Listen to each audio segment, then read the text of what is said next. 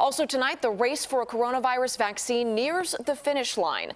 Even so, this weekend will likely look a little different for most of us. Indoor sports practices are canceled, museums and movie theaters are closed, and of course, indoor dining is banned. But new numbers from state police. So dozens of restaurant owners are still allowing people to eat inside. Tonight, our team of reporters looks at the challenges.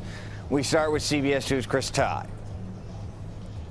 That's right, Brad. In Chicago, the messaging out of City Hall is crystal clear. If you dine inside, we're going to pull your license. It is outdoor dining and takeout only. That's not to say it's 100% conformity, but that is the messaging.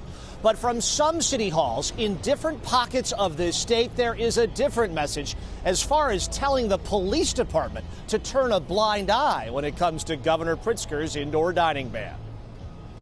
It's important for us to do what we think is the best for our community and for our folks.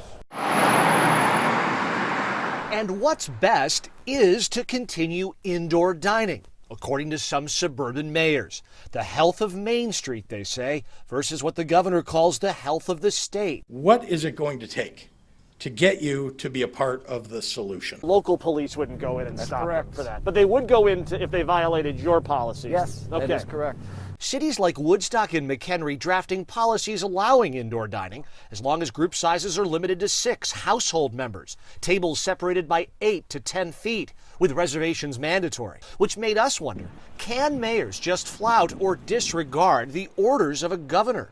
Depends on whether you're asking the practical or legal question. I mean, practically, yes, mayors can flout a governor's order. Sheila Foster teaches local government at Georgetown. Legally, they're not supposed to, right? The point of having a state level government is to take into account state public health safety, whereas local officials really take into account their own. So when mayors flout it, they're saying that there's a conflict. State police do take orders, though, from the governor and enforce them. They've investigated 100 complaints from local police departments. 105 businesses have been visited by public health and the ISP.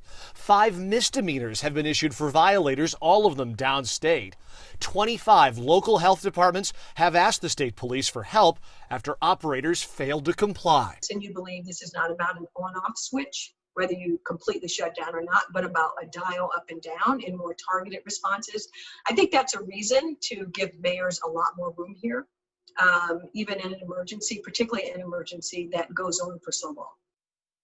Even if a mayor does provide cover to a local restaurant or bar, that restaurant or bar owner is exposing themselves to some risk, Brad, because the state can still pull their gaming license or their liquor license. So the most bulletproof way for a mayor to give that cover is to take the matter to court.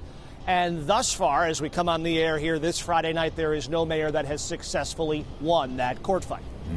Duly noted, Chris. Now, in Michigan, the Supreme Court there ruled against the governor there.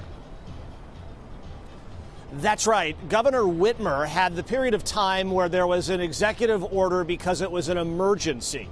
She tried to extend that emergency period, and the Supreme Court said, no, you cannot unilaterally do that. That needs to be a mechanism of the Michigan legislature. I talked to some state's attorneys in Illinois today who are kind of looking at the Illinois legislature and saying, why aren't you a little more vocal in this and putting some better time constraints around when the governor can continue these executive orders? We're going to continue to watch that one, too. Yeah, it seems like Pritzker kind of has that unilateral say in all of this. Chris Ty, CBS 2's Chris Ty, we appreciate your work this week. Chris, thank you.